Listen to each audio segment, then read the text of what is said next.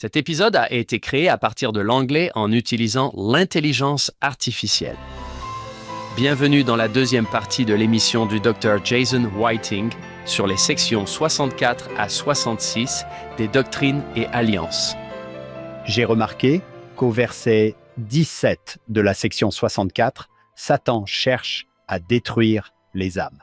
Je pense qu'il est utile de se rappeler qui est l'ennemi réel. Oui, Ce n'est pas cette personne. Nous avons un ennemi commun qui veut détruire les âmes, les familles et les relations. Souvent, lorsque les gens viennent en thérapie parce qu'ils ont mal et parce qu'ils souffrent, ils se considèrent comme des ennemis. C'est un bon rappel de dire « vous n'êtes pas les ennemis les uns des autres. Vous êtes dans le même bateau. Le problème, c'est la dispute ou les choses qui se sont mises en travers du chemin. Ce n'est pas vous. Vous êtes dans la même équipe. » Lorsque les gens peuvent commencer à travailler ensemble sur les différends ou autres, la situation est bien meilleure que celle où l'on considère l'autre comme un ennemi.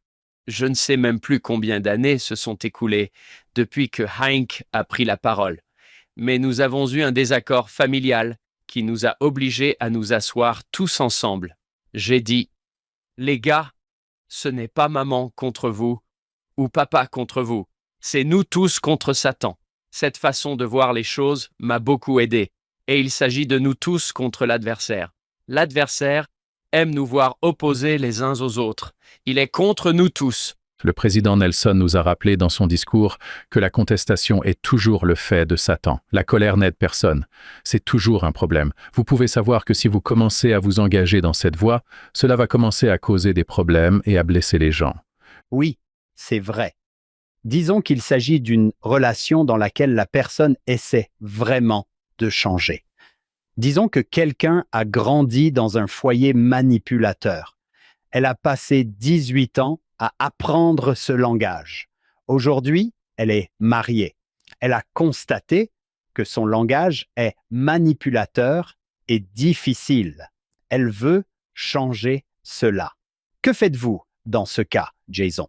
Car il ne s'agit pas d'une personne malveillante, il ne s'agit pas d'une personne qui refuse de changer, il s'agit d'une personne qui a des années, je suis sûr que vous avez des termes pour cela, de comportement malsain et qui va maintenant essayer de changer tout cela d'une manière ou d'une autre. C'est un scénario courant.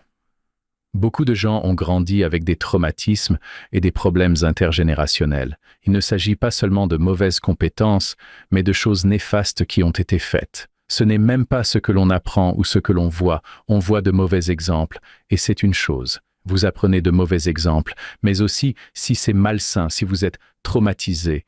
Votre corps apprend, par exemple, à se protéger. Il apprend à être stressé en permanence parce qu'il ne veut pas être blessé. Je veux dire que je suis dans une situation, qu'il s'agisse d'une colère ou d'un abus psychologique ou physique, ou pire. Vous avez raison de dire que cela laisse des tendances difficiles que les gens ont, qu'ils ont apprises grâce à ces expériences traumatisantes. C'est vrai. Les capacités d'adaptation, tout ce que vous voulez, Oui, c'est vrai, oui. Ils ont appris à faire face à la vie du mieux qu'ils pouvaient. Nous parlions tout à l'heure du fait qu'une personne peut être très réactive si elle souffre d'un syndrome de stress post-traumatique.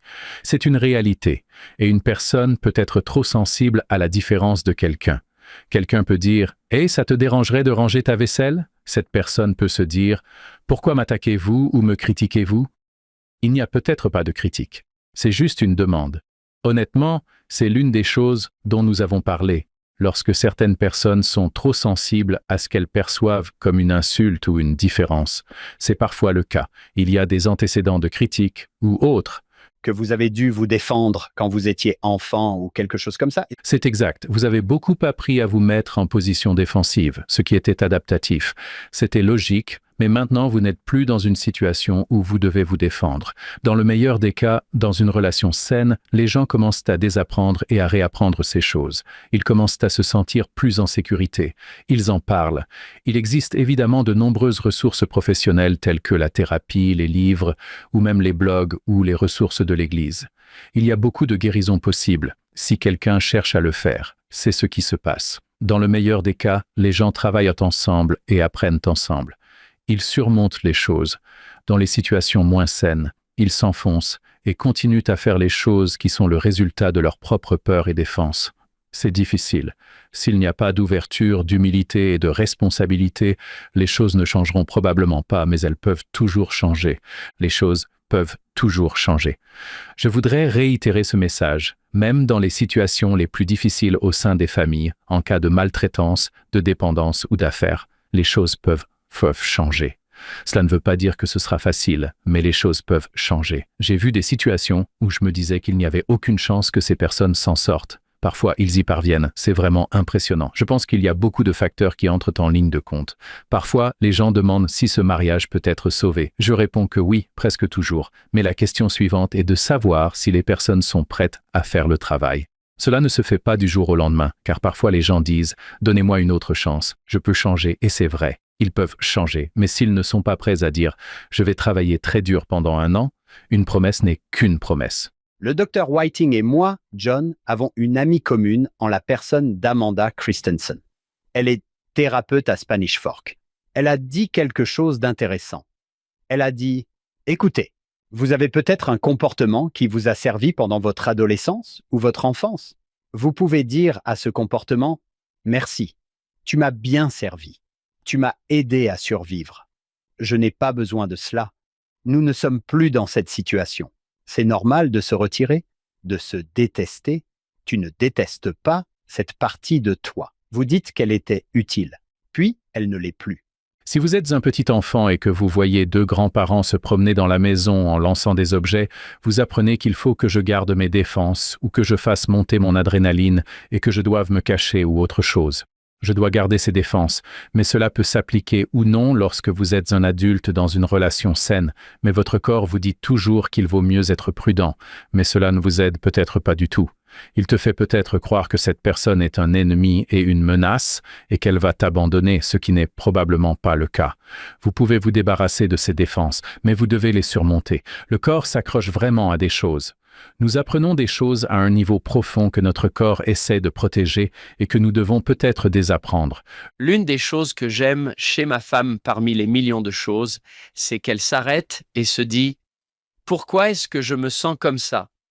Elle s'éloigne d'elle-même et l'évalue.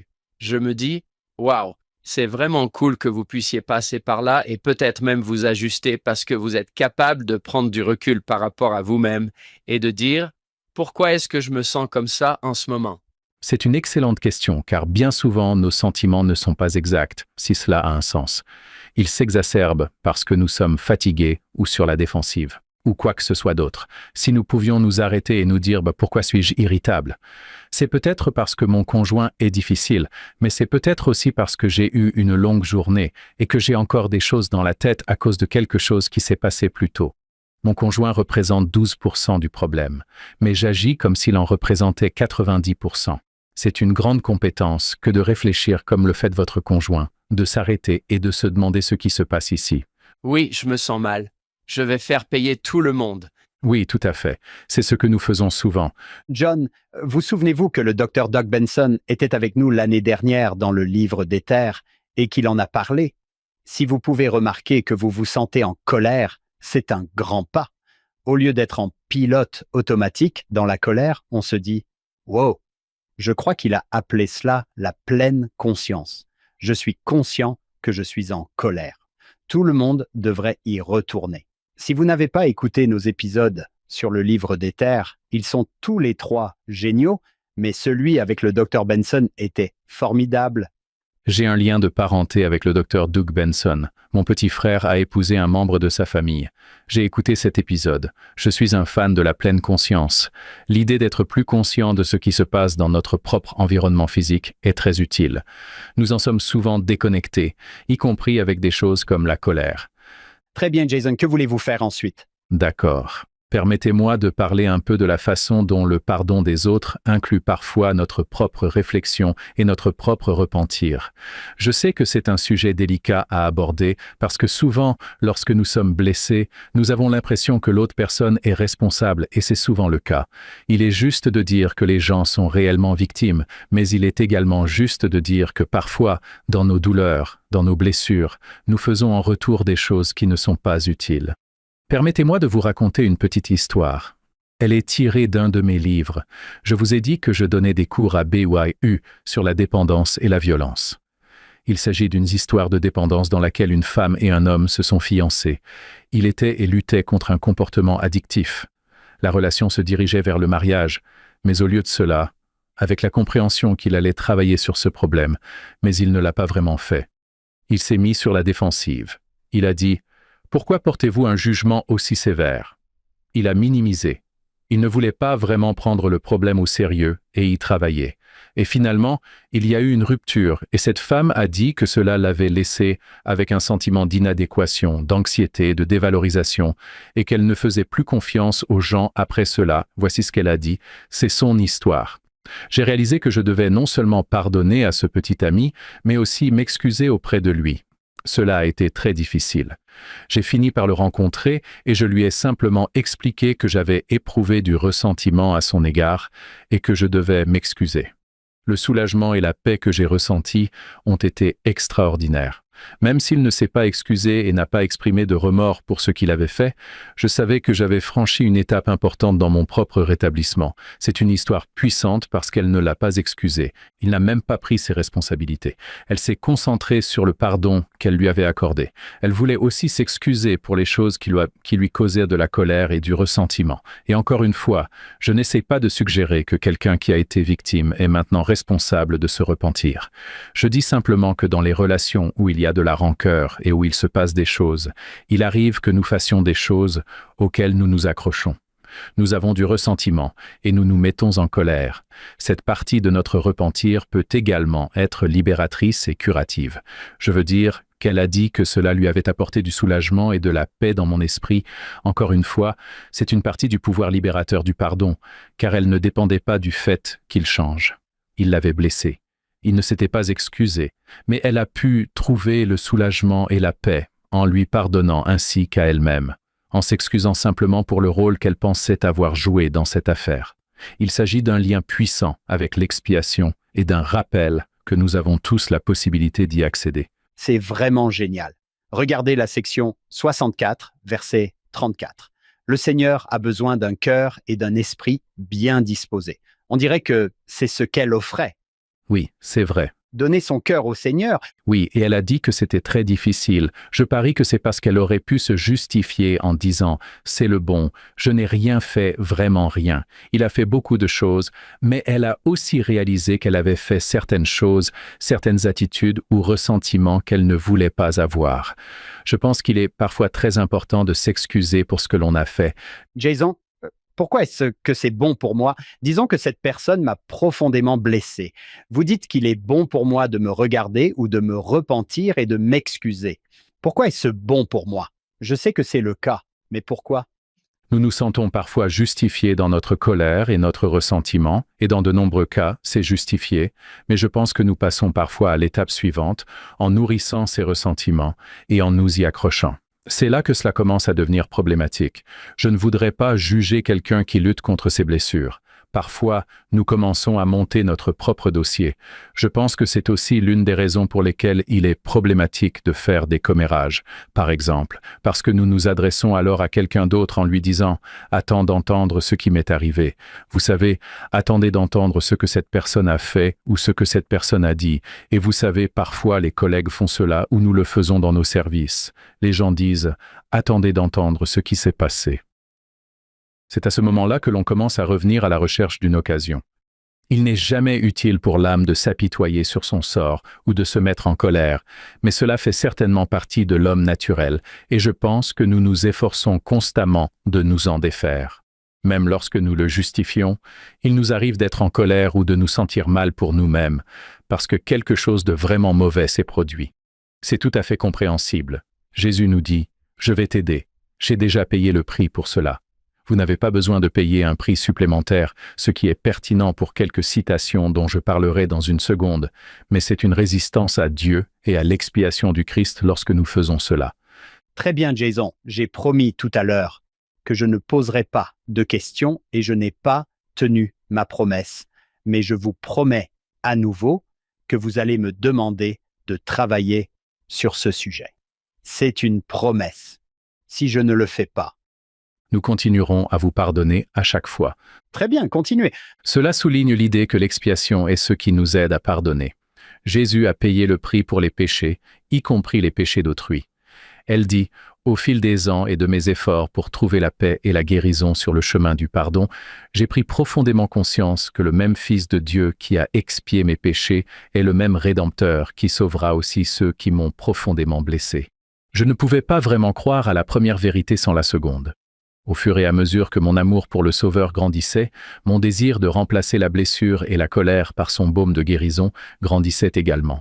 Ce processus a duré de nombreuses années et a nécessité du courage, de la vulnérabilité, de la persévérance et l'apprentissage de la confiance dans le pouvoir divin du Sauveur de sauver et de guérir. J'ai encore du travail à faire, mais mon cœur n'est plus sur un sentier de guerre. J'ai reçu un nouveau cœur. Elle est vulnérable en décrivant ce processus, mais en partageant ce changement et en montrant que la même expiation qui l'a béni a également béni et payé le prix pour d'autres personnes qui l'ont blessé. J'ai une autre citation liée à cette idée qui revient sur le pourquoi. Pourquoi le refus de pardonner est un péché. Cette citation émane de James Rasband, ancien vice-président de l'université BYU. Il est maintenant une autorité générale. Ses propos sont tirés d'une très bonne dévotion qu'il a donnée sur le pardon et que je vous recommande. Il dit « C'est une déclaration très forte. Si nous refusons de pardonner, il reste en nous le plus grand péché. Notre salut est conditionné par le fait de pardonner aux autres, car lorsque nous refusons de pardonner, ce que nous disons en réalité, c'est que nous rejetons l'expiation ou que nous n'avons pas tout à fait confiance en elle, et c'est notre acceptation de l'expiation qui, en fin de compte, nous sauve. » Cela explique pourquoi il s'agit du plus grand péché, ce qui signifie que vous n'êtes pas la pire personne dans la situation. Votre situation sera pire parce que vous rejetez le pouvoir même qui peut vous sauver. Oui, il s'agit de nous guérir et d'être bénis par l'expiation. Encore une fois, il s'agit pour nous de guérir et d'être bénis par l'expiation et de permettre à l'expiation de guérir et de bénir les autres, que nous continuions ou non à avoir une relation avec quelqu'un d'autre. Nous pouvons permettre à l'expiation de faire ce travail et lui faire confiance. Voici une autre citation de Terry Warner. Il dit que le Sauveur a pris sur lui les péchés de ceux que vous jugez et des personnes contre lesquelles vous vous êtes mis en colère. Tout comme il est l'avocat qui plaide votre cause au trône du Père, il se tient devant vous pour vous demander de pardonner à celui qui vous a offensé et offre son sacrifice pour satisfaire votre sens de la justice. Son expiation est-elle insuffisante? Faut-il ajouter sa propre condamnation pour que l'autre personne soit réellement guérie? C'est une doctrine assez difficile. Je pense que lorsque nous nous sentons blessés et en colère, c'est un bon rappel pour nous de nous demander si nous avons vraiment confiance en l'expiation. Puis-je abandonner ces fardeaux au Sauveur? Nous avons tous vu des gens qui ne le font pas, qui s'accrochent à des insultes, qui sont rancuniers et en colère toute leur vie, et c'est un lourd fardeau à porter qu'ils n'ont pas besoin de porter parce que le Sauveur l'a déjà fait. Voici tous ces hommes sur la rivière Missouri. Ils n'aiment pas la façon dont Oliver Cowdery Ram, Joseph Smith, se comporte comme un dictateur. Qu'est-ce que c'est que ces gars qui ont une vingtaine d'années? Pour moi, une partie de mon témoignage sur les doctrines et alliances consiste à regarder la beauté et l'éloquence de ces déclarations. Elles sont issues de cette situation. Il s'agit d'une bande de jeunes qui tirent de grandes leçons de cette situation. Des choses sur lesquelles nous travaillons tous tout au long de notre vie. Je suis étonné, John et Jason, que le Seigneur puisse prendre une dispute sur la rivière et la transformer en une magnifique révélation qui change la vie. Avant de quitter cette idée, combien de temps pourrions-nous parler des relations, du pardon, de la repentance? C'est tellement applicable. Oui, c'est vrai. Oui, c'est le travail de toute une vie. Comme pour de nombreux principes de l'Évangile, nous avons besoin de rappel. Nous avons besoin de dire « Oh, oui, je dois travailler là-dessus. Oui, je dois être plus charitable et plus indulgent. » C'est pour cela que nous sommes ici. Les famines dans lesquelles nous vivons, les services dans lesquels nous vivons, nous travaillons sur ces choses et certaines personnes ont vraiment un nombre apparemment disproportionné d'épreuves et de traumatismes, mais néanmoins, nous travaillons tous sur ces choses. Je pense que l'une des raisons pour lesquelles laquelle il s'agit d'une doctrine difficile et que le Sauveur nous demande de faire le travail difficile d'avoir foi en son expiation, alors qu'il est si facile pour nous de compter sur nous-mêmes, de faire ce travail et d'entretenir nos relations comme nous le faisons normalement. Mais parfois, je pense que nous sommes poussés au niveau suivant. C'est la façon pour Dieu de dire « Tu dois être plus humble et plus confiant dans l'expiation. » C'est en fin de compte là que la guérison peut venir. L'une de mes étudiantes aujourd'hui, Brooklyn Condi, m'a appris un petit mantra que j'adore. Elle m'a dit « Je ne crois pas seulement en Jésus, je crois en lui. Je crois en lui » et elle se le dit quand elle a des difficultés. Je ne fais pas que croire en lui, je le crois quand il dit qu'il peut réparer ces choses. Oui, oui, oui. C'est une doctrine que nous devons nous rappeler régulièrement. J'ai tendance à passer ma journée en faisant confiance au bras de la chair et à faire ce que j'ai à faire. Mais parfois, je me heurte à ces choses. Je me dis, oh, c'est difficile, j'ai besoin d'aide. C'est pourquoi Dieu nous laisse nous débattre avec certaines de ces choses. J'aime les idées de justice et de miséricorde. Parfois, nous voulons la miséricorde pour nous-mêmes et la justice pour les autres. Vous voyez? C'est bien cela. L'idée qu'il y a une justice ultime et qu'en fin de compte, tout le monde sera tenu pour responsable. Parfois, nous aimons cela, sauf moi et parce que j'aimerais avoir de la pitié pour ceci. Nous avons l'impression que si je pardonne à trop de gens, je veux qu'il y ait une justice quelque part. Il est intéressant de voir comment le Sauveur peut tenir ces deux éléments parfaitement ensemble, car le livre de Mormon nous enseigne que le Seigneur sait comment le faire. Je pense à ces 5 mots dans la section 64. Hank, vous savez que j'aime dire un sermon en une phrase, verset 7. Qu'en dites-vous, Hank? Cela devrait être mis en vinyle sur le mur de quelqu'un. Oui, Moi, le Seigneur, je pardonne les péchés. Juste cette partie. Il pardonne. Nous l'appelons un rédempteur, mais c'est un peu la même chose. Je vais vous racheter. Je vais vous pardonner. Moi, le Seigneur, je pardonne les péchés. Ici, il dit, voilà ce que je fais, ce qui est une chose agréable à entendre. j'ai écrit dans mes écritures ici, John, ce qui s'est passé il y a 4 ans avec le docteur S. Michael Wilcox. Le Seigneur est un délicieux pardonneur. Il se réjouit. Moi, le Seigneur, je pardonne les péchés. C'est ce que je fais. J'ai une citation qui se rapporte à cela et qui est tirée du discours de frère Holland sur la réconciliation. Il dit qu'en dépit des offenses les plus terribles qui puissent nous arriver, nous pouvons nous élever au-dessus de notre douleur. Ce n'est qu'en mettant nos pieds sur le chemin de la véritable guérison, le chemin du pardon emprunté par Jésus de Nazareth, qui appelle chacun d'entre nous. Venez, suivez-moi. Je témoigne que le fait de pardonner et d'abandonner les offenses, anciennes ou nouvelles, est au cœur de la grandeur de l'expiation de Jésus-Christ. Je témoigne qu'en fin de compte, une telle réparation spirituelle ne peut venir que de notre divin Rédempteur.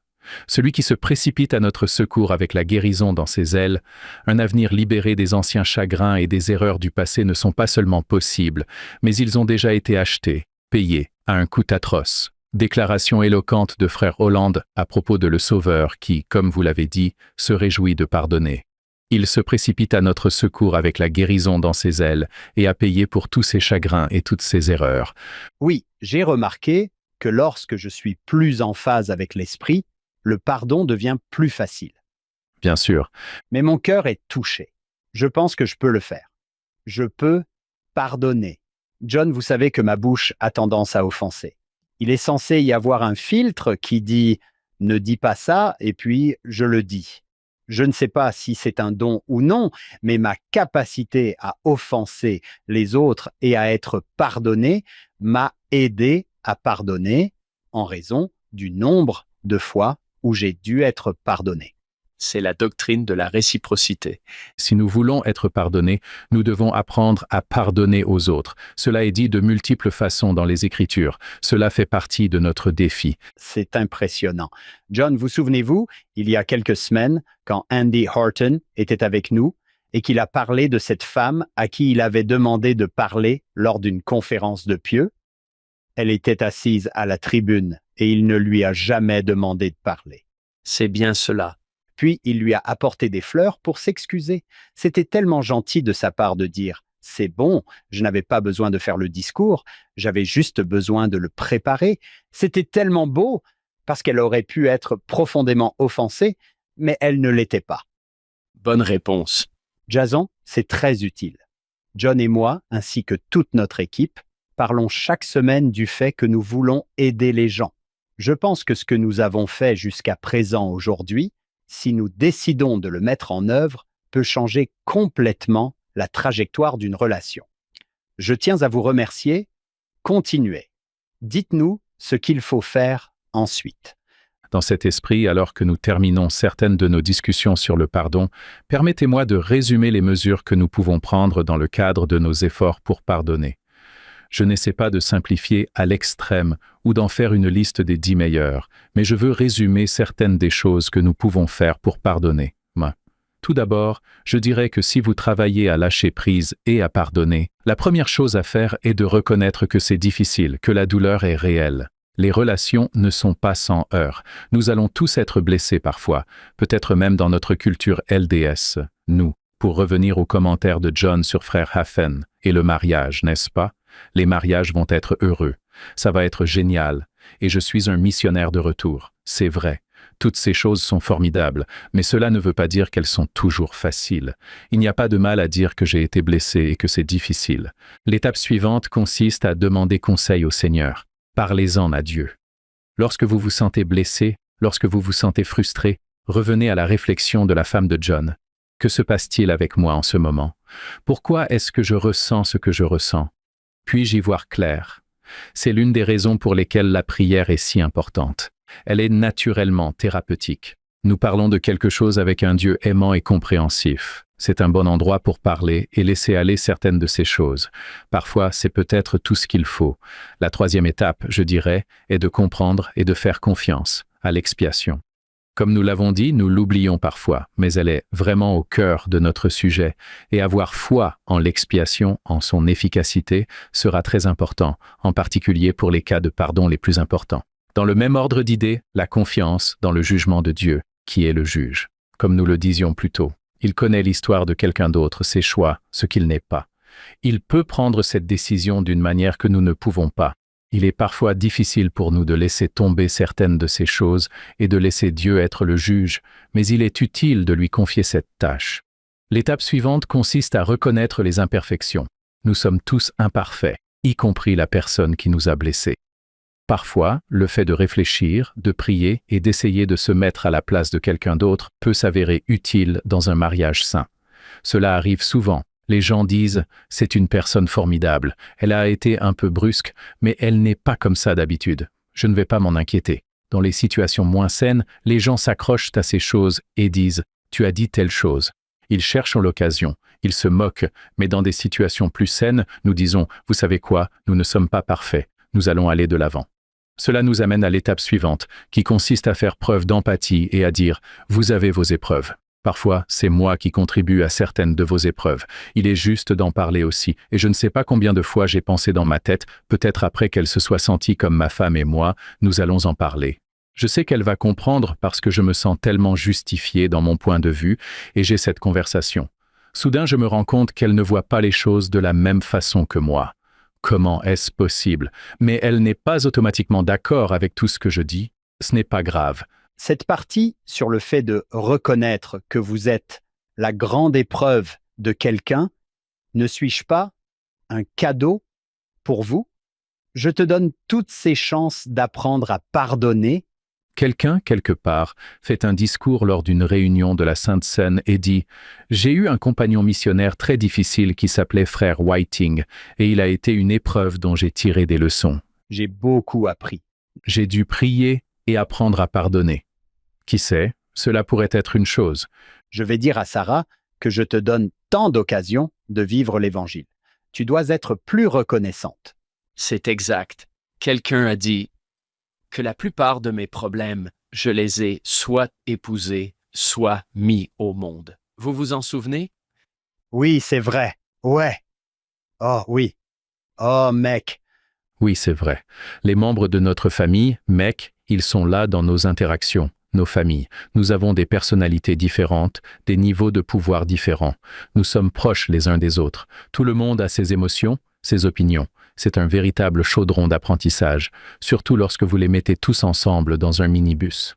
Oui, Jason, ça va te faire rire. Le docteur Melissa Inouye nous a dit, John, nous y avons fait référence tant de fois, que Dieu veut que vous aimiez vos ennemis. Dieu veut que vous aimiez vos ennemis. Il les place dans votre pupille. Il vous donne beaucoup de temps. Comme c'est pratique. Oui, pour s'entraîner. Oui, c'est en partie la raison pour laquelle l'Église est vraie. C'est comme tous ces laboratoires, nous sommes le matériel clinique les uns des autres. Comme le disait frère Maxwell, nous apprenons non seulement à être empathiques, mais aussi à faire ce choix. Nous choisissons de pardonner, nous y travaillons. Parfois, nous le faisons de manière répétée. La recherche le confirme également. Parfois, après une affaire, comme une liaison par exemple, on peut choisir de pardonner, mais il peut arriver que quelque chose d'autre survienne quelques mois plus tard et que quelqu'un choisisse à nouveau, au fur et à mesure des rappels, au fur et à mesure que les choses se présentent. C'est un processus et un choix continu. Une autre chose sur laquelle nous devons travailler est de laisser tomber l'obsession et la rumination. Comme lorsque vous vous allongez dans votre lit et que vous pensez « Je ne peux pas croire que lorsque j'ai posté cette chose sur Instagram, cette personne m'a grillé de cette façon et qu'elle m'a mal compris et que ce n'était pas juste. » C'est probablement vrai. Nous avons tendance à nous accrocher et à penser à quelqu'un qui nous a accusés à tort ou autre. Ce sont des choses qui arrivent. Il faut y travailler en revenant à la pleine conscience, en allant se promener ou en lâchant prise de toutes les façons possibles. Il s'agit d'un processus continu qui se rapporte au conseil suivant, à savoir être patient avec le processus. Cela peut prendre du temps. Il se peut que vous deviez pardonner à votre propre personne pendant que vous vous efforcez de pardonner aux autres, parce que ce ne sera pas un processus facile à réaliser une seule fois. Nous sommes tous imparfaits. Tout à l'heure, vous nous avez dit que nous pourrions avoir besoin de nous repentir, de ne pas nous repentir. Maintenant, vous nous dites que nous pourrions avoir besoin de nous pardonner, de ne pas avoir pardonné. Exactement, c'est notre vie. Pardonnez-vous de ne pas pardonner suffisamment aux autres. La vie est une série continue de leçons et d'études, et je pense qu'il faut reconnaître que nous avons tous nos faiblesses et nos imperfections. Ce n'est pas grave, c'est notre raison d'être. C'est pour cela que nous sommes là. La dernière chose à faire, c'est de bien réfléchir à ses limites. Le pardon n'est pas la confiance, ce n'est même pas nécessairement une réconciliation. J'espère que c'est souvent le cas et j'espère que les gens se font confiance et se réconcilient. Mais si ce n'est pas le cas, il faut y réfléchir. Vous pouvez choisir de fixer des limites. Vous pouvez choisir, par exemple, de ne pas fréquenter un collègue de travail s'il est difficile. Vous pouvez faire des choix concernant vos amis, s'ils peuvent être négatifs. C'est plus facile à dire qu'à faire avec les membres de la famille, où ces choix deviennent un peu plus difficiles. Mais j'ai déjà travaillé avec des personnes qui m'ont dit « Nous pouvons passer du temps avec toi de telle manière et dans tel espace, mais tu ne peux pas passer à tout moment, sinon je ne suis pas d'accord pour que tu dises cela. » Essayer de fixer des limites et de négocier ces choses, cela fait aussi partie du processus. Parfois, c'est très difficile. Il est normal de demander et d'exiger une communication digne du Christ. Il est possible d'aimer quelqu'un et de ne pas lui faire confiance. Mon président de mission avait l'habitude de dire, comme David O. McKay, qu'il vaut mieux avoir confiance que d'être aimé. La confiance est un autre niveau. Vous pouvez aimer quelqu'un mais dire « je t'aime », mais ce n'est pas d'accord avec ce qui se passe dans cette relation qui est parfois un choix difficile à faire. Non, c'est ça. Permettez-moi de résumer notre discussion sur le pardon en vous racontant l'histoire d'un couple avec lequel j'ai travaillé par intermittence. Ce couple a grandi dans des foyers malsains, abusifs et manipulateurs. Cela a vraiment laissé des traces. Ils se sont mis ensemble très jeunes. Le mari, dans cette situation, a lutté contre certaines des choses dont nous avons parlé plus tôt en faisant le genre de choses qu'il avait vues, c'est-à-dire être manipulateur, utiliser les mots comme pression, mentir, essayer d'obtenir ce qu'il voulait, essayer d'amener les autres à faire ce qu'il voulait. C'était très dur pour sa femme, qui luttait également avec sa propre estime de soi et ses sentiments de culpabilité et d'inadéquation. Ils avaient des enfants en bas âge et après de nombreux comportements psychologiques et autres types de manipulation, il y a eu une séparation et elle a dit que cela ne fonctionnait pas. Elle avait raison de le faire. Beaucoup de gens diraient « c'est un mariage terrible, il faut sortir de ce mariage ». Eh bien, il y a eu une séparation, mais cela a déclenché un effort intéressant humble et sincère de changement de sa part et de la sienne aussi. Ils ont tous deux eu de longues conversations. Ils ont commencé à consulter des professionnels, ils ont suivi une thérapie. Il a participé à un groupe de soutien. Ils ont lu des ouvrages. Des changements assez impressionnants se sont produits. Ils ont beaucoup pardonné. Leurs interactions étaient différentes dans leur famille, au quotidien. Il y avait beaucoup plus de responsabilités, par exemple. Il y avait beaucoup plus d'excuses. Ils ont beaucoup dit « Je me rends compte que je fais ce que je faisais avant. Je ne veux plus le faire. Comment puis-je être différent ?» Un changement en profondeur. Je lui ai demandé si c'était il n'y a pas si longtemps. Je lui ai dit « Parmi toutes les choses que tu as faites pour changer et arriver à ce meilleur endroit, parce que ça n'allait pas bien et que les gens disaient « Vous devez divorcer, mais là, tu vas mieux. Tout n'est pas parfait, mais vous faites beaucoup mieux. » J'ai demandé ce qui avait le plus changé pour vous. Il a immédiatement répondu « L'évangile de Jésus-Christ » et j'ai dit « Vraiment ?» Il m'a répondu que c'était ma relation avec le Sauveur et il s'est montré un peu ému. Cela m'a aidé à m'adoucir et à voir les choses que je faisais de manière blessante et que je ne voyais pas auparavant parce que j'étais encore dans ma propre douleur. Nous avons eu une conversation à ce sujet. C'était génial de voir que l'humilité, qui les aidait tous les deux dans leur travail avec les professionnels, jouait également un rôle important dans leur guérison par rapport à l'expiation et à l'Évangile. Je veux dire que cela changeait leur identité et que cette histoire familiale d'eau noire toxique était maintenant purifiée en un courant d'eau pure, qu'ils faisaient les choses différemment avec leurs enfants et que cela changeait les générations. C'est une chose puissante et je ne dis pas que tout sera facile et parfait, mais sa relation avec le Sauveur et leur relation avec le Sauveur, l'un avec l'autre, avec le pardon, était vraiment une partie puissante de ce qui se passait pour eux. Cela m'a fait penser à la puissance de l'Évangile et aussi à cette citation du président Nelson. Il l'a prononcée lors de la Journée mondiale du pardon, il y a quelques années. Il a dit que le pardon n'est pas un acte ponctuel, mais un processus continu qui exige de la patience, de la compassion et de la compréhension. Il n'est pas toujours facile de pardonner à ceux qui vous ont blessé. Vous pouvez recevoir la force de Jésus-Christ. C'est très fort. Ce que nous faisons, comme il l'a dit, est également très important dans les relations.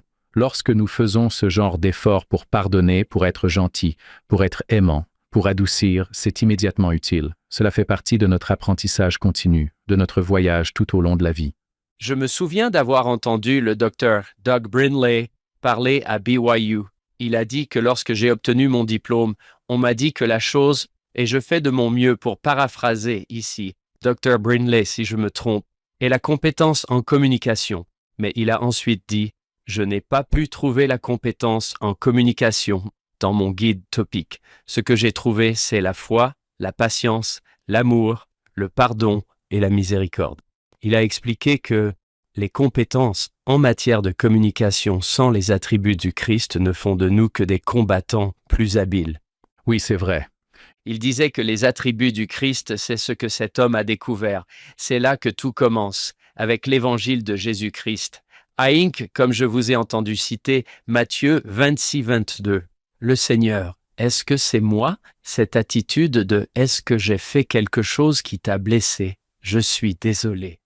Au lieu de vous agenouiller devant votre lit en disant « Seigneur, c'est elle qui la répare. Seigneur, c'est moi. » Jason, j'aime beaucoup cette histoire parce que ce n'était pas « D'accord, on va arranger ça demain ». Il s'agissait d'un mari qui, peut-être un peu sans sa faute, peut-être un peu par sa faute, décide qu'il va faire le travail professionnel et spirituel pour changer. Il ne s'agit pas d'un simple changement, comme si j'avais fait quelque chose de mal. Il s'agit de générations de changements. Je suis prêt à faire ce travail. C'est un acte d'amour. Et c'est un acte d'amour permanent. C'est un choix, encore et encore. C'est en partie parce qu'il reconnaît l'importance de ses enfants et de sa famille, qui veut que les choses soient différentes pour eux de ce qu'il a connu. Soit dit en passant, il s'agit d'un couple qui choisit des limites avec ses propres parents, qui ont été très malsains et le sont encore à certains égards, de sorte que certaines des conversations que nous avons en thérapie portent sur le type de relation qui est sûr et sain. Par exemple, ils disent parfois qu'ils n'autorisent pas leurs parents à venir les voir à tout moment. Nous avons limité les conversations à cause de certaines manipulations qui ont encore cours. Nous voulons toujours que nos enfants aient une relation avec leurs grands-parents, mais nous allons le faire en toute sécurité. Nous allons nous retrouver de temps en temps dans un restaurant pendant 1 heure et passer du temps en respectant certaines limites et en ayant une certaine structure. C'est quelque chose de continu, mais oui, pour revenir à votre point, c'est un travail spirituel. Il ne s'agit pas seulement d'apprendre des techniques de communication, ce qui est très bien. Si vous avez l'attitude sous-jacente de vouloir devenir un meilleur communicateur, je vais m'en servir pour bénir. Les vertus sont plus fondamentales que les compétences. Et de l'autre côté, il y a un conjoint qui est prêt à parcourir ce chemin. C'est la plus grande partie de la bataille. Oh, n'est-ce pas magnifique? Un couple dont les 2 membres se disent qu'ils veulent améliorer leur mariage. Je marcherai sur cette route avec toi. Oui, c'est vrai. Oui, c'est difficile. Il y a des choses qui ont été dites et faites dans le mariage jusqu'à maintenant et qui ont parfois été très blessantes et très préjudiciables. Ce sont des choses dont on parle encore et sur lesquelles on travaille. C'est un processus continu, mais la tentative est faite. On travaille sur le pardon plutôt que de ne pas le faire. Il en résulte une croissance. Le Seigneur a besoin d'un cœur et d'un esprit bien disposés. C'est cela. Je ne suis pas capable, mais je suis prêt à essayer et je vais essayer ceci. L'intention est extrêmement importante. Jason, quand vous dites qu'il est tragique que quelqu'un dise « Non, je ne suis pas prêt. Je ne suis pas prêt à faire ce travail. Je n'ai pas causé ce problème. » Eh bien, vous ne l'avez pas causé, mais c'est vous qui devez le résoudre. Et cela demande de la volonté, et cette volonté a parfois un prix élevé. Bien que, comme nous l'avons lu plus tôt dans la bouche de l'ancien président Hollande, ce prix a déjà été payé d'une certaine manière. Mais la volonté de laisser le Christ payer ce prix et de ne pas être celui qui s'y accroche, c'est vraiment difficile. Certaines personnes se trouvent dans des situations vraiment difficiles. J'espère qu'il ressort de cette conversation que je reconnais que les gens ont de lourds fardeaux à porter, des traumatismes et des défis qui, je le reconnais, ne se résolvent pas par un effort rapide, une prière ou un effort de pardon unique. C'est le travail de toute une vie. Il est certainement plus encourageant de dire « Engageons-nous dans ce travail avec le Sauveur » que de ne pas le faire et de ne pas être disposé à le faire. En passant, Jason, une autre petite question. Tout le monde n'a pas accès au Dr. Jason Whiting, un saint des derniers jours, très actif et fidèle, qui veut aider à améliorer les mariages. En ce qui concerne l'aide professionnelle, disons que quelqu'un écoute, qu'il se dit « D'accord, je suis ouvert au fait que je pourrais avoir besoin d'une aide professionnelle. Je vais travailler avec mes dirigeants de la prêtrise. Je vais travailler avec le Seigneur. Je veux travailler avec un professionnel, mais je ne veux pas aggraver la situation. » J'ai parlé à des gens, et je suis sûr que vous l'avez fait, qui m'ont dit qu'un tel ou un tel s'était fait griller en allant voir ce thérapeute, qu'il avait aggravé la situation ou qu'il n'était pas vraiment à sa place. Avez-vous des conseils à me donner? C'est une bonne question. Il y a beaucoup de ressources sur le marché, ce qui signifie qu'il y a toute une gamme de ressources sur le marché. Quelqu'un qui vit dans une région où il y a une variété de thérapeutes qui sont LDS, par exemple, a une option différente s'il veut établir ce lien que quelqu'un qui vit dans un endroit où il n'y a pas de thérapeute LDS. Cela dit, la version connectée du monde dans lequel nous vivons aujourd'hui signifie qu'il existe des options de thérapie en ligne. Il y a des groupes de discussion, il y a des livres. Vous avez tous deux écrit des livres, des gens ont écrit des livres. Il y a des blogs et des ressources. C'est l'un des avantages du monde dans lequel nous vivons aujourd'hui, c'est qu'il y a beaucoup de discussions. Dans le cadre de certaines de mes recherches, nous avons parfois étudié des choses comme des chats en ligne ou des forums de discussion autour de certains sujets, par exemple le rétablissement après un abus sexuel ou des questions sur la violence entre partenaires intimes. Nous avons examiné et analysé ces groupes de discussion. Ils sont souvent très utiles dans le sens où quelqu'un qui n'a pas accès à un thérapeute peut y participer et dire « c'est ce qui se passe pour moi ». Que dois-je faire? Les gens se joignent au groupe avec des idées qui peuvent être très valables. Cela peut aussi être problématique à certains égards. Vous devez obtenir un éventail d'opinions, mais nous vivons à une époque et dans un lieu où il y a beaucoup de choses qui circulent. Pour en revenir à mon commentaire précédent, cela ne signifie pas nécessairement qu'il faille aller voir quelqu'un qui est de la même confession que vous, par exemple, pour travailler sur le pardon et la guérison professionnelle.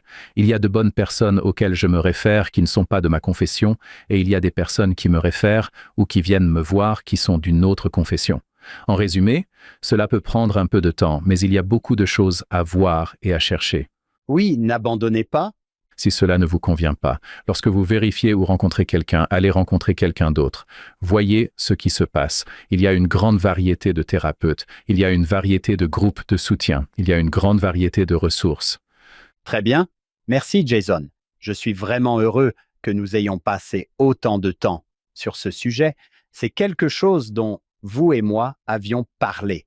Parlons vraiment de ce sujet parce que, comme John l'a dit tout à l'heure, il est tellement applicable, tellement pertinent. Jason, pouvons-nous aborder quelques-uns des autres sujets que vous avez préparés? Nous reviendrons et nous conclurons. Bien sûr, juste 2 ou 3 autres choses. Nous pourrions toujours approfondir d'autres sujets, mais je suis heureux que nous ayons passé le temps que nous avons consacré à la doctrine du pardon, qui, à mon avis, est vraiment pertinente et mérite que l'on s'y attarde. Il y en a beaucoup dans la section 64, ainsi que dans les sections suivantes. Cette idée que nous avons un peu mentionnée, c'est que, plus tard dans la section 64, le Seigneur loue nos efforts. Il dit, c'est le verset 33, « Ne vous lassez donc pas de bien faire, car vous posez les fondements d'une grande œuvre. Et c'est des petites choses que naît la grande. Voici, le Seigneur demande un cœur et un esprit bien disposés, et ceux qui sont bien disposés et obéissants mangeront le bien du pays de Sion en ces derniers jours. » J'aime cet encouragement. Ne vous lassez pas de bien faire. Nous sommes tous fatigués de temps en temps. Nous ne voulons pas courir plus vite que notre force. Il est bon de revenir à l'idée du président Nelson, selon laquelle la façon dont nous nous traitons les uns les autres est vraiment importante. Les petits efforts peuvent parfois être très payants. De petites choses naissent de grandes choses, et je pense à nouveau aux relations. Les petites choses peuvent faire une grande différence. Je pense que nous avons tous en tête des exemples où une petite chose a été faite pour nous et s'est avérée très significative. À l'inverse, il arrive que de petites choses négatives, blessantes, soient dites ou faites, et qu'elles restent gravées dans notre mémoire. Vous avez peut-être entendu la dévotion du coach Kalani Sitake il y a quelques semaines, dans laquelle il racontait qu'en tant que garçon, il avait eu des difficultés à cause d'une situation familiale difficile, marquée par un divorce et des déménagements. Il était un élève de 4e année qui ne se sentait pas sûr de lui. Il était un grand fan de football de la BYU. Lorsqu'il a eu l'occasion d'être dans la salle avec certains de ces garçons de son école primaire, il n'était même pas à l'aise pour les approcher. Mais l'un d'entre eux, Vaisi Kaema, s'est approché de lui. C'est une belle histoire, et j'encourage les gens à l'écouter. Il s'est approché de lui, il lui a dit « Tout va bien se passer, je t'aime et le Seigneur t'aime. » Cette petite chose toute simple a changé sa vie. C'est très important. En fait, Kalani a dit qu'il lui avait fait un geste. Kalani, en tant que petit garçon, a fait non de la tête. Vai est parti, s'est approché de lui et a prononcé ces quelques mots inspirés. Je pense que je ne me suis même pas souvenu plus tard qu'il avait fait cela. Wow! Vous parlez d'une petite révélation, d'une petite intersection qui a eu tant d'importance. J'ai adoré cette histoire. Nous l'avons regardée 2 fois parce que nous pensions que c'était une si belle histoire. Vai Sikaema, qui est maintenant frère Sikaema of the 70. S'ils écoutent, merci à vous deux. Nous avons eu de merveilleux moments de joie lors d'événements sportifs, grâce à vous. John, j'en ai parlé il y a quelques semaines, mais je veux m'assurer que tout le monde est au courant. Si vous allez sur l'application de votre bibliothèque évangélique, vous allez sur « Venez, suivez-moi ». Il y a une nouvelle section appelée « Insights from the Apostles ». Il s'agit de toutes nouvelles vidéos des apôtres sur certaines sections de « Viens et suis-moi ». Il y a une nouvelle vidéo de frère Renland intitulée « Ne vous lassez pas de bien faire ». Elle dure environ 6 minutes. Il vaut la peine d'y consacrer du temps. Il est merveilleux que nous vivions à une époque où nous pouvons étudier les Écritures et dire « Oh, frère Renland a enregistré cette vidéo récemment pour que nous la regardions. J'espère que tout le monde le fera. » Encore une fois, l'application de la bibliothèque de l'Évangile. Suivez-moi. Perspective des apôtres. Quand je lis ce verset 33 est un beau verset. Ne vous lassez pas et faites du bien. Vous faites de grandes choses. Ces petites choses que je vous fais faire, de grandes choses vont en découler. C'est un excellent verset pour aller de l'avant. Il me rappelle le docteur Franz Bello, qui est actuellement président de la mission à Orlando. Il a participé plusieurs fois à l'émission. Vous souvenez-vous de John quand il est rentré chez lui? Il était bishop, il a garé sa voiture dans l'allée et il a dit « Je vais fermer les yeux pendant 1 minute ». Puis, je crois qu'il était 3 heures du matin et sa femme, Brandy, a frappé à la fenêtre. « Qu'est-ce que tu fais? Tu vas entrer ?» Il est tellement fatigué. Être évêque, c'était beaucoup pour lui, émotionnellement, physiquement. Il a dit quelque chose que je n'ai jamais oublié. C'était juste à l'improviste. Il a dit « Je suis fatigué par son travail, mais je ne suis jamais fatigué par son travail. Ne vous lassez pas de bien faire. Vous faites de grandes choses. Vous l'avez dit avec Vaisikaema. C'était une toute petite chose. Il aurait pu dire « Je suis fatigué de faire toutes ces petites choses agréables, mais il a fait quelque chose de grand. » Hier soir, j'ai pris la parole au coin du feu. J'ai vu pas un, deux de mes anciens amis de mission, Elder Comstock et Elder Campbell, qui leur ont parlé de mon tableau avec la photo des 16 temples, des 16 temples. Où en sommes-nous, les gars? Je veux dire, à quelle heure en est-on à plus de 350 temples? Si vous m'aviez dit cela lors de ma mission, c'est un grand travail. Le président Nelson a dit « Voyez-vous ce qui se passe sous nos yeux ?» Jason, vous en avez parlé brièvement. Je vais peut-être vous mettre sur la sellette. Vous avez dit que dans les relations, les petites choses comptent. Pouvez-vous me donner des exemples de ce que je pourrais faire?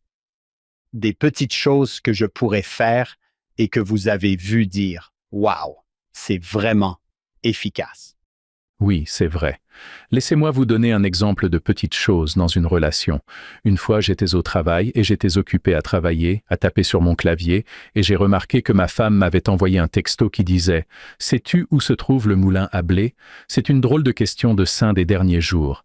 Je ne savais pas où se trouvait le moulin à blé. J'ai continué à taper et environ 60 secondes plus tard, j'ai remarqué qu'elle m'appelait.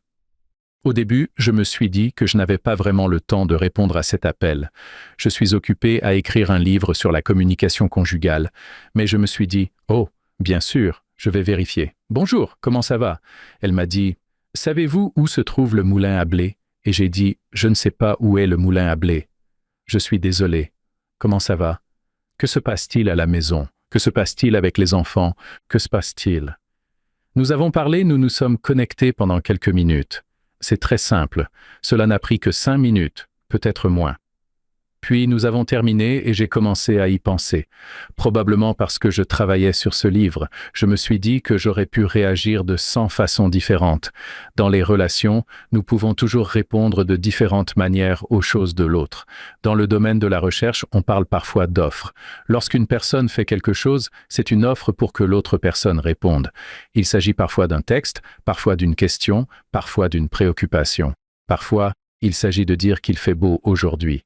Ce n'est qu'un commentaire, mais ce sont des offres de connexion.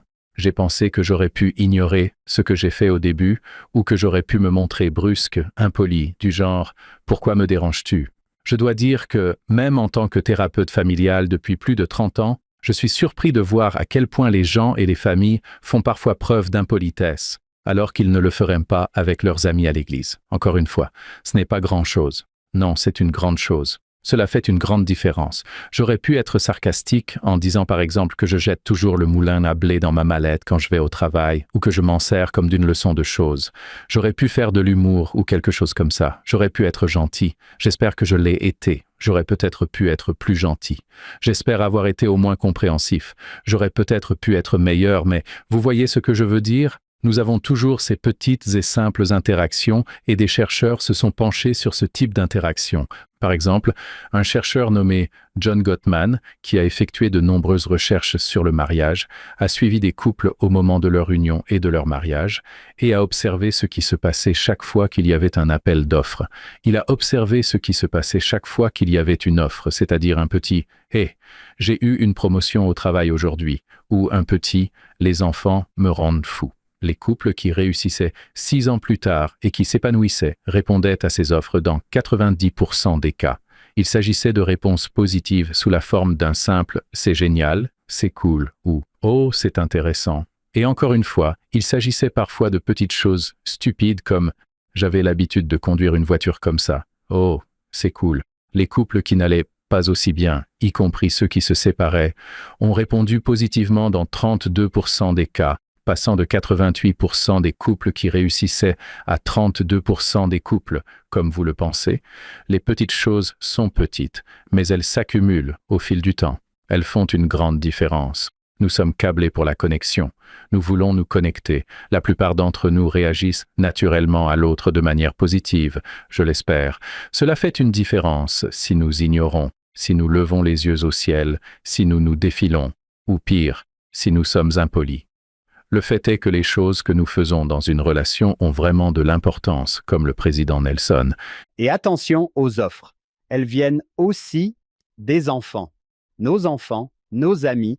C'est l'une des raisons pour lesquelles nous n'aimons pas être abandonnés. Nous n'aimons pas que quelqu'un ne réponde pas. Je le dis parfois à mes enfants. Je leur dis que ça vaut la peine de mettre un emoji pouce en l'air dans un texto. Prenez les 3 secondes. Ne l'ignorez pas. Répondez. Les gens aiment qu'on leur réponde. C'est ainsi que nous sommes construits spirituellement, émotionnellement et physiquement. Nous sommes des créatures relationnelles. Je l'adore. Il y a quelques personnes que j'ai hâte d'entendre dans cet épisode qui en ont vraiment besoin. Il y a un verset dans la section 66 que je pense que vous nous avez aidé avec Jason.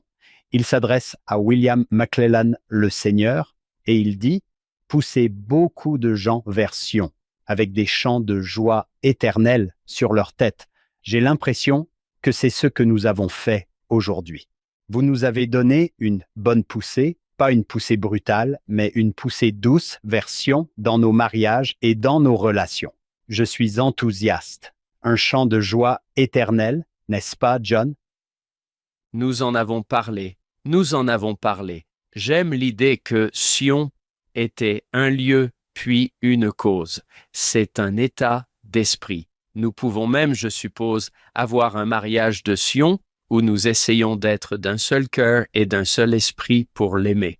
Oui, j'espère que c'est un travail en cours, mais être d'un seul cœur est certainement mieux que l'alternative. C'est possible. Nous pouvons construire Zion à la maison et des amitiés. J'adore cela. C'est magnifique. Avez-vous trouvé le moulin à blé? Je meurs. Je pense qu'il a fini par apparaître. Probablement que l'un des enfants l'avait jeté dans la baignoire ou quelque chose comme ça. Qui sait où se trouve ce moulin à blé? C'est très bien. Je ne sais pas. Le mystère du moulin à blé. Oui, c'est ça. Quand on a des enfants, il faut regarder là où ça ne devrait pas être et on le trouve. C'est vrai. Ce qui est amusant, c'est que j'utilise cet exemple dans mon livre, mais le moulin à blé est une chose tellement aléatoire que je l'ai remplacé dans mon livre par un iPad pour avoir un exemple plus générique, parce que je me dis, qui va comprendre un moulin à blé? Qu'est-ce qu'un... C'est un exemple de saint des derniers jours. Qui est ce type? Oui. Qu'est-ce que c'est? Qui a un moulin à blé? Jason, avant de vous laisser partir, j'ai été impressionné par quelque chose et je voudrais vous interroger à ce sujet. Vous voilà. Vous avez reçu une formation de thérapeute familial. Vous avez fait des recherches, vous êtes professeur d'université, vous êtes un père et un mari, et voici cette section des doctrines et alliances qui est donnée en 1831 par un fermier qui a environ 2025 ans.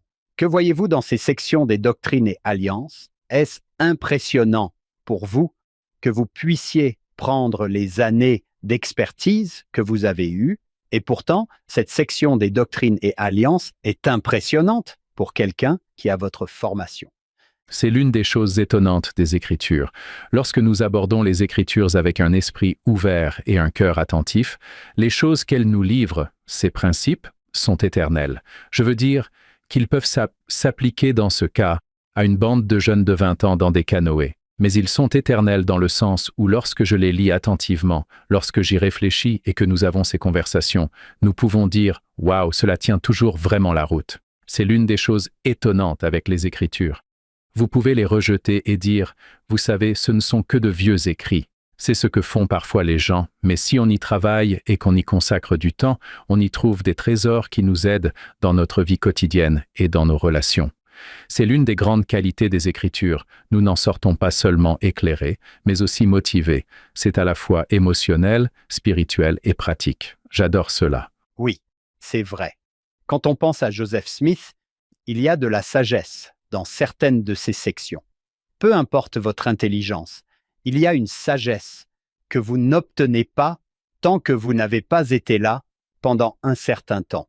Oui, c'est vrai, ce n'est pas possible qu'un fermier se soit assis et ait écrit ça juste pour s'amuser. Cela n'a aucun sens. Et certaines des petites pépites que vous nous avez montrées aujourd'hui, je me dis, c'est brillant, Jason. Ne diriez-vous pas que c'est tellement universel? Oui, absolument. Un bon principe sera toujours applicable.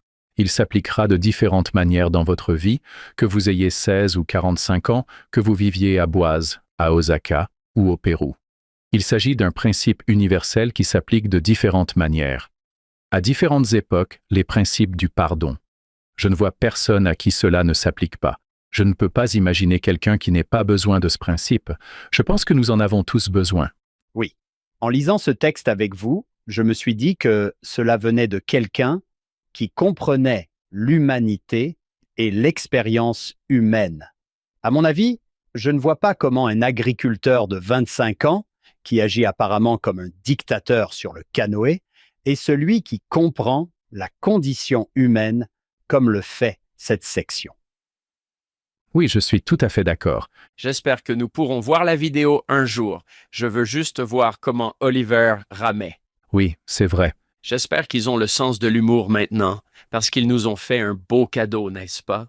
Ouais, il pourrait être comme « Ok, regardons quelques vidéos de votre vie maintenant. » Pas vrai? Comme « Eh bien non, non, non, non, non, non, non, non, non, non. » Oh, j'adore ça. Jason, merci d'avoir passé du temps avec nous aujourd'hui et de nous avoir offert votre expertise et vos idées. Merci de m'avoir invité. Ce fut un réel plaisir. C'était un plaisir d'être ici. Oui, c'est vrai. Nous pensons que cela a été une grande bénédiction et je pense que nos auditeurs pensent la même chose. N'est-ce pas, John? Absolument. Je suis très heureux d'être ici. Cette discussion, je l'espère, bénira beaucoup de gens. Où que vous écoutiez, de Payson, Utah à Osaka, en passant par la Norvège, la Finlande ou l'Argentine, venez sur YouTube. Faites-le nous savoir. C'est amusant de partager avec nos invités l'endroit d'où les gens écoutent. Certains m'ont dit qu'ils n'étaient qu'à Springville. Eh bien, attendez, je suis juste à côté. De quoi parlez-vous? C'est amusant pour nous de partager avec nos invités ce que vous avez appris et d'où vous venez. Je l'ai déjà mentionné. Il peut être très utile pour ceux d'entre vous qui sont sur YouTube de ne pas se contenter de regarder les vidéos sur YouTube, mais de s'abonner à la chaîne. Nous apprenons ce processus et apparemment, c'est mieux pour nous tous. Nous ne savons pas exactement comment cela fonctionne, mais si vous ne savez pas comment faire, si vous êtes né dans les années 1900, vous pouvez peut-être demander à l'un de vos enfants ou petits-enfants de vous aider. Sur ce, nous tenons à remercier le Dr Jason Whiting pour sa présence parmi nous aujourd'hui. Ce fut un véritable plaisir. J'ai quelques excuses à présenter dès que nous aurons terminé l'enregistrement et quelques pardons à accorder. Nous tenons à remercier notre productrice exécutive, Shannon Sorensen, nos sponsors, David et Verla Sorensen. Nous nous souvenons toujours de notre fondateur, Steve Sorensen. Nous espérons que vous nous rejoindrez la semaine prochaine. Nous poursuivrons avec les doctrines et alliances sur Follow Him. Merci de vous être joints à nous pour l'épisode d'aujourd'hui. Est-ce que vous ou quelqu'un de votre entourage parle espagnol, portugais ou français? Vous pouvez désormais regarder et écouter notre podcast dans ces langues. Les liens se trouvent dans la description ci-dessous. Les notes et la transcription de l'émission d'aujourd'hui sont disponibles sur notre site web, followhim.co. Bien sûr, rien de tout cela ne serait possible sans notre incroyable équipe de production.